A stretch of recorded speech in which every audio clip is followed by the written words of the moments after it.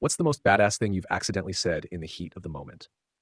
I didn't mean to start a family war that day, but when I told my sister's husband to pick on someone his own size, I didn't expect it to end with CPS, a custody hearing, and him getting arrested. It all started at my nephew Mason's 10th birthday party. My sister, Claire, had married this guy, Brandon, a few years ago. He was the type who wore expensive shoes but always forgot to bring gifts to family events. Something about him never sat right with me. He was charming in public, but had this quiet, simmering rage in private. Claire always brushed it off, said he was just under pressure from work.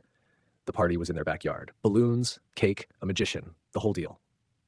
I was helping Claire set out snacks when I heard Mason crying in the garage. I figured he was just overwhelmed. But when I walked in, I saw Brandon holding him by the collar, whispering something through gritted teeth. Mason's eyes were red and wide. I couldn't hear everything, but I caught, "You embarrass me in front of my friends again and see what happens." Something snapped in me. I pushed the door open and said, "If you need to prove you're a man, try picking on someone who fights back." He looked at me like I just challenged his entire existence. "Stay out of this. He's my kid." "He's a kid. You're a grown man," I snapped. "If laying hands on him makes you feel strong, maybe prison would suit you." He smirked.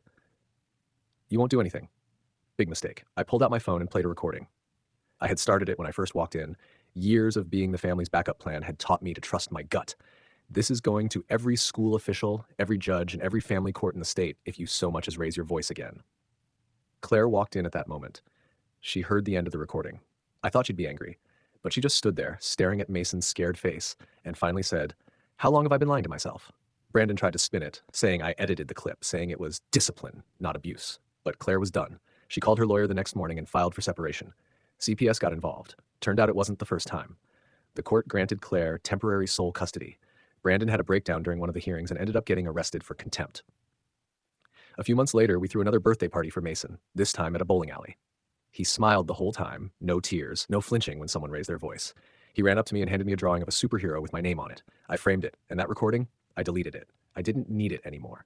But I'll never forget the look on Brandon's face when I told him, "Real men protect kids. Cowards hurt them."